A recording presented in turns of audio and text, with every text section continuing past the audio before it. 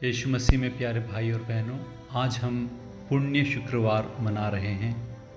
यीशु मसीह ने हमारे पापों के लिए खुद परिहार करते हुए, हमारा दंड खुद स्वीकार करते हुए हमारी खातिर अपने प्राणों को न्यौछावर किया और इस प्रकार हमें ईश्वर के पुत्र बनने का सौभाग्य प्राप्त हुआ, हमें मुक्ति प्राप्त हुई। मलंगरा सुरियानी कैथलिक कलीसिया में आज के दिन यीशु मसीह के 3 दौत्यों पर खूब मनन किया जाता है। वे एक राजा हैं, एक नबी हैं और एक पुरोहित हैं।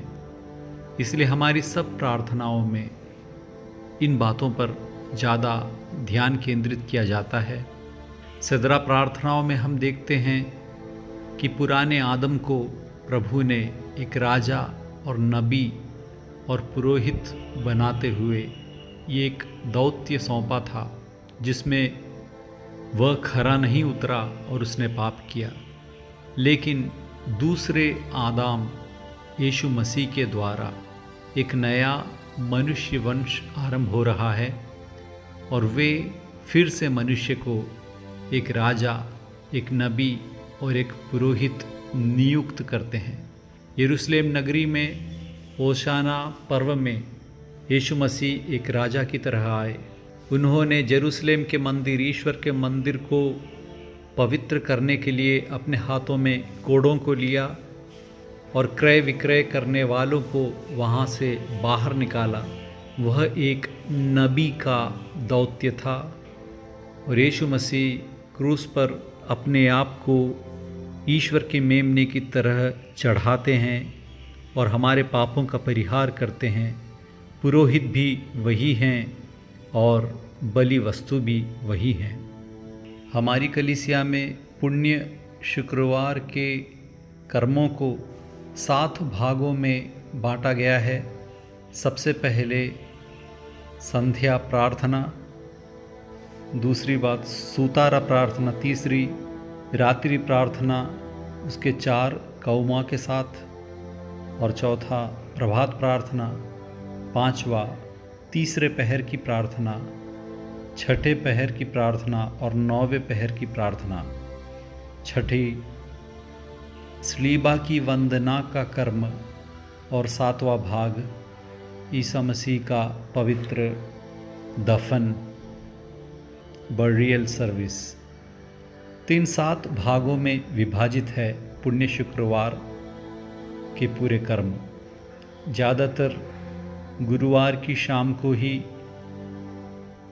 पुण्य शुक्रवार के संध्या प्रार्थना और सूतारा प्रार्थना को किया जाता है और यदि हो सके तो शुक्रवार के दिन रात्रि प्रार्थनाओं के 4 कौमा को किया जाता है, या फिर कुछ परिस्थितियों में गुरुवार की रात को ही इन्हें किया जाता है, क्योंकि गुरुवार की शाम 6 बजे से ही शुक्रवार प्रारंभ हो जाता है हमारी परंपरा के अनुसार। लेकिन ज़्यादातर लोग पुण्य शुक्रवार के कर्म को प्रभात प्रार्थना से शुरू करते हैं। मलंगरा सुरियानी कैथलिक चर्च में हर एक पहर की प्रार्थना में जो कुछ उस दिन हुआ, उन सब बातों को सामने दर्शाया जाता है, जैसे कि हम भी वहाँ पर मौजूद हों, या फिर वो सब घटनाएं हमारे सामने बिल्कुल आज ही प्रस्तुत की जाती है। प्रभात प्रार्थना में हम पूरा ध्यान देते हैं। गेत्सेमनी की प्रार्थना के बाद यीशु मसीह को बंदी बना लिया जाता है और उनसे 2 बार पूछताछ की जाती है, उनका ट्रायल किया जाता है। एक ट्रायल तो यहूदियों के धर्म की पूछताछ है, जहाँ पर महापुरोहित के सामने उन्हें लाया जाता है, और दूसरी पूछताछ, दूसरा ट्रायल राजनैतिक है। उन्हें रोमियों के सामने लाया जाता है, पिलातुस के सामने हाजिर किया जाता है। यहूदियों की कचहरी में उन पर ईश निंदा का आरोप लगाया जाता है और रोमियों की अदालत में उन पर राजद्रोह का आरोप लगाया जाता है। दोनों आरोप सिद्ध होने पर निश्चित रूप से मृत्यु दंड दिया जा सकता है। यहूदियों के द्वारा पूछताछ 2 बार की जाती है। सबसे पहले पुराने महापुरोहित अन्नास के सामने लेके जाया जाता है और दूसरी बार उनके दामाद और उस समय के महापुरोहित कैयाफास के सामने उन्हें लाया जाता है। यह हम योहन के सुसमाचार 18वें अध्याय के 19 से 26, मैथ्यू के सुसमाचार 26 के 57 और 27वें अध्याय के पहले और दूसरे वाक्य में देखते हैं। यहाँ पर उन पर यह आरोप लगाया जाता है कि वे अपने आप को ईश्वर का पुत्र बताते हुए अपने आप को ईश्वर के बराबर करने की कोशिश कर रहे हैं, जैसे कि योहन के अध्याय 5 के 18वें वाक्य में हम पढ़ते हैं।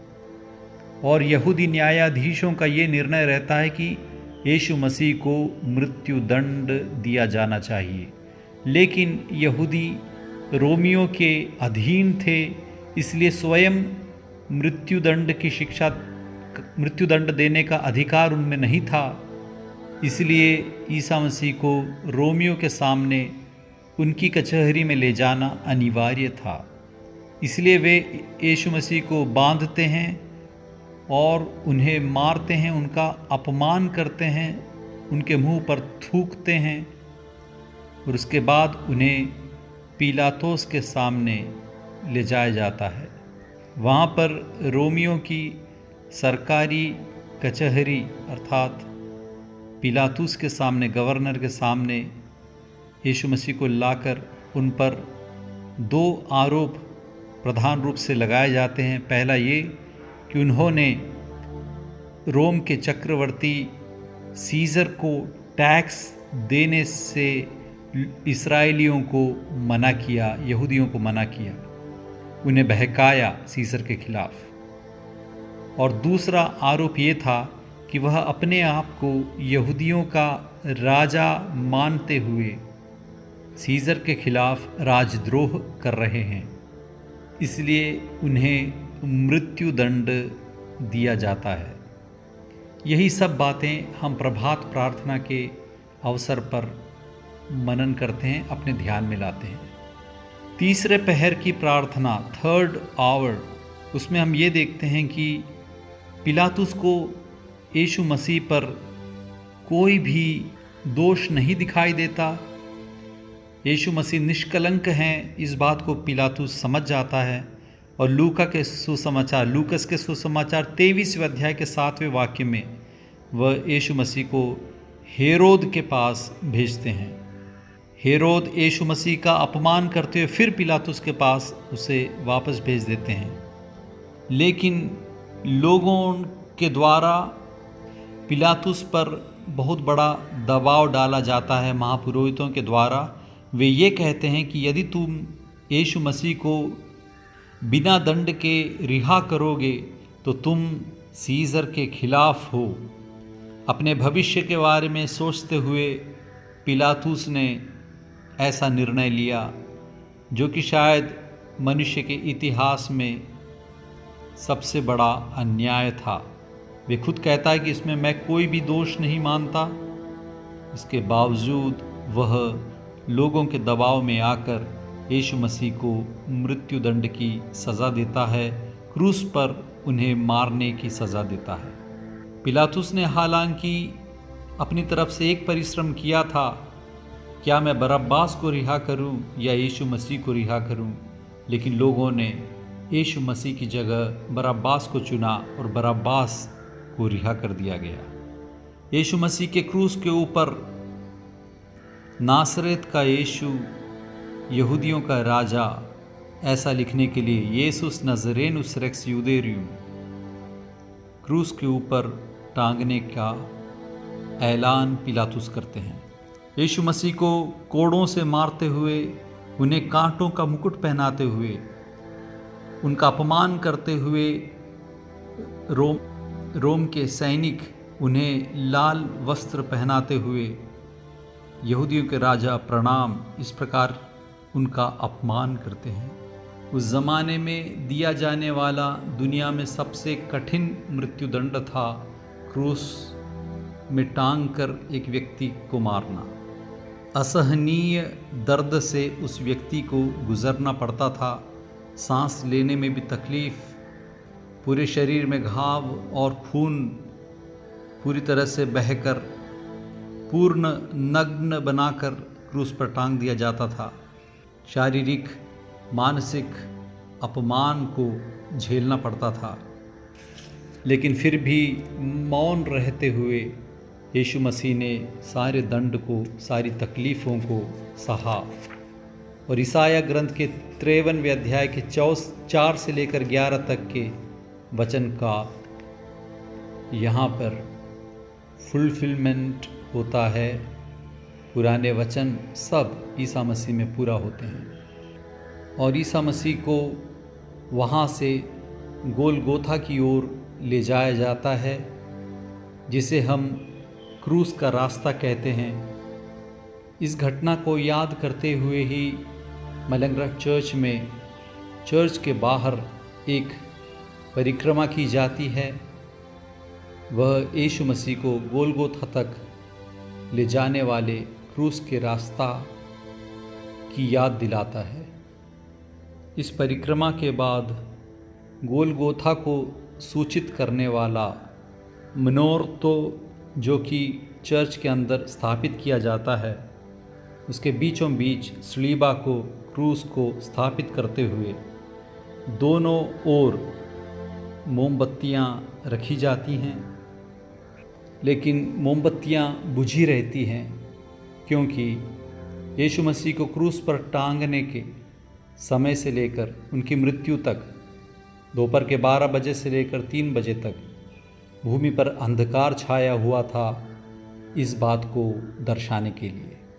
तो यीशु मसीह का क्रूस का रास्ता और उन्हें क्रूस पर टांग दिया जाना, इतनी बातों को हम तीसरे पहर की प्रार्थना में याद करते हैं। इसके बाद छठे पहर की प्रार्थना की जाती है, 6th आवर।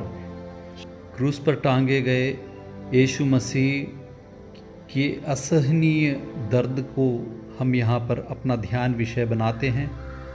क्रूस पर जो आरोहित यीशु मसीह हैं, वे ईश्वर हैं, इस बात को हमारी प्रार्थनाओं में हम याद करते हैं और उद्घोषित करते हैं। भूमि में क्यों अंधकार छाया गया था, इस बात को हम सदरा प्रार्थना में देखते हैं कि अपने सृष्टिकर्ता की नग्नता को ना देखने के लिए सूर्य ने खुद अपनी रश्मियों को छुपा कर रखा, अपनी किरणों को छुपा कर रखा। भूमि कांप उठी अपने सृष्टिकर्ता को इस प्रकार क्रूस पर आरोहित देखते हुए। स्वर्गदूत डर के मारे कांपते हुए इस दृश्य को देख रहे थे और विलाप मना रहे थे।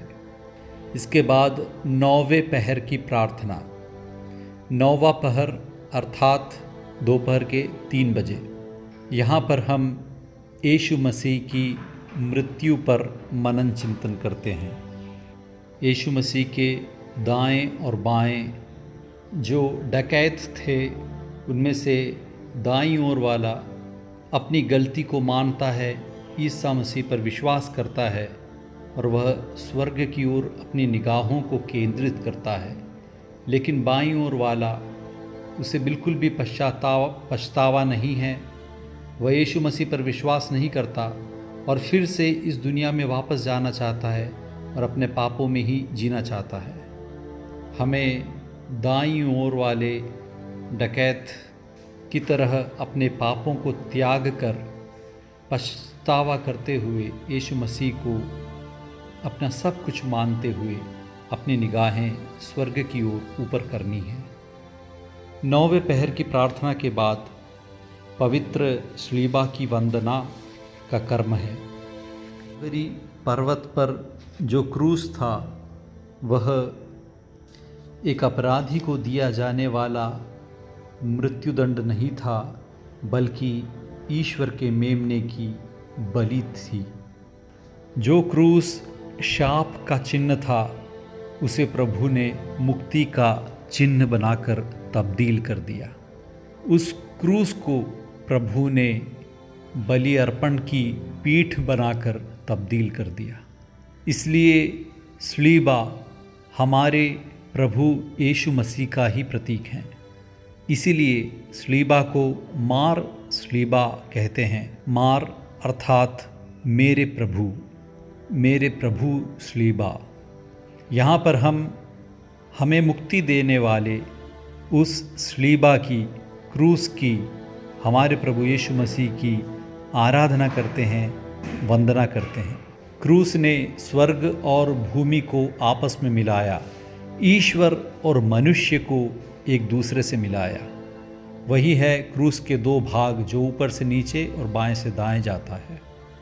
सारी दुनिया का पाप अपने सिर पर लेने वाले ईश्वर के मेमने ने अपने आप को मनुष्य की जगह अर्पित किया और मनुष्य को मिलने वाला दंड उन्होंने स्वयं स्वीकार किया। यह ईश्वर के प्रेम को सूचित करता है। इसलिए क्रूस ईश्वर के प्रेम का प्रतीक है। यहाँ हम पिता ईश्वर का प्रेम देखते हैं। यूहन्ना के सुसमाचार 3 अध्याय के 16 में जो हम देखते हैं, ईश्वर ने संसार को इतना प्यार किया कि उसने इसके लिए अपने एकलौते पुत्र को अर्पित कर दिया, जिससे जो उसमें विश्वास करता है उसका सर्वनाश ना हो बल्कि अनंत जीवन प्राप्त करे। यह है पिता ईश्वर का प्रेम जो क्रूस में हमें दिखाई देता है। और स्वयं यीशु मसीह ने यूहन्ना के सुसमाचार 15वें अध्याय के 9वें वाक्य में कहा, जिस प्रकार पिता ने मुझको प्यार किया है उसी प्रकार मैंने भी तुम लोगों को प्यार किया है। और 13वें वाक्य में प्रभु ने ये कहा था, इससे बड़ा प्रेम किसी का नहीं कि कोई अपने मित्रों के लिए अपने प्राण अर्पित कर दे। यीशु मसीह ने अपना प्यार क्रूस पर अपनी भुजाओं को फैलाते हुए दिखाया कि मैं तुमसे इतना प्यार करता हूँ। उनके प्यार की कोई सीमा नहीं। संत यूहन्ना ने अपने पहले पत्र के 3 अध्याय के 16वें वाक्य में हमसे ये कहा, हम प्रेम का मर्म इससे पहचान गए कि ईसा ने हमारे लिए अपना जीवन अर्पित किया। पवित्र स्लीबा, पवित्र क्रूस जीवन का वृक्ष है जिससे हमें जीवन प्राप्त हुआ। इसलिए हम सब, हर विश्वासी, पुरोहित, सब लोग उस पवित्र स्लीबा की वंदना करते हैं, आराधना करते हैं और प्रभु को धन्यवाद देते हैं। क्योंकि जैसा कि हम पेतरुस के पहले पत्र के 2 अध्याय के 24वें वाक्य में पढ़ते हैं, वह अपने शरीर में हमारे पापों को क्रूस के काठ पर ले गए, जिससे हम पाप के लिए मृत होकर धार्मिकता के लिए जीने लगें। आप उनके घावों द्वारा भले चंगे हो गए हैं। इसके बाद पवित्र स्लीबा को आरोहित करते हुए उससे हर विश्वासियों को चारों दिशाओं को आशीर्वाद दिया जाता है। प्रभु यीशु मसीह ने यूहन्ना के सुसमाचार 12वें अध्याय के 32वें वाक्य में ये कहा था, मैं जब पृथ्वी के ऊपर उठाया जाऊंगा तो सब मनुष्यों को अपनी ओर आकर्षित करूंगा। कालवरी में, गोलगोथा में यीशु मसीह पृथ्वी से क्रूस पर उठाए गए और क्रूस पर आरोहित होकर वह सारी दुनिया को, सारे मनुष्यों को अपनी ओर आकर्षित करते हैं। इसलिए हम पवित्र क्रूस के द्वारा मिलने वाले आशीर्वाद को प्राप्त करते हुए धन्य होते हैं। यह पवित्र स्लीबा हमें शैतान से, दुष्ट से मुक्ति दिलाता है और हमारे जीवन को प्रभु की कृपा और अनुग्रह से संपूर्ण करता है। इसके बाद प्रभु के मृत संस्कार का हम स्मरण करते हैं।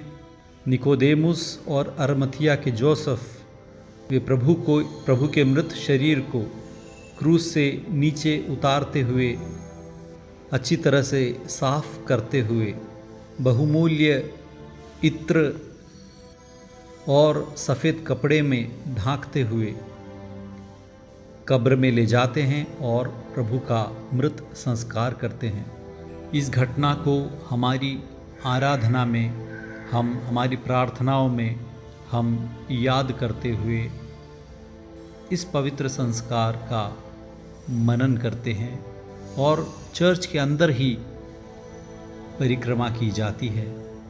इसके बाद पुरोहित और मतबहा के सेवक अंदर प्रवेश करते हुए पवित्र क्रूस में सुगंधित इत्र और लोबान को डालते हुए आदरपूर्वक प्रभु के मृत संस्कार की स्मृति करते हुए रुई से और सफ़ेद कपड़ों से उसे अच्छी तरह से ढांकते हुए पवित्र त्रोणोस के नीचे, ऑल्टर के नीचे दफनाते हैं। इस प्रकार पुण्य शुक्रवार का कर्म संपन्न होता है और उसके बाद प्रभु के दुख भोग में मुझे भी भाग लेना है, इस बात की याद करते हुए विश्वासियों को कड़वा पानी पीने के लिए दिया जाता है।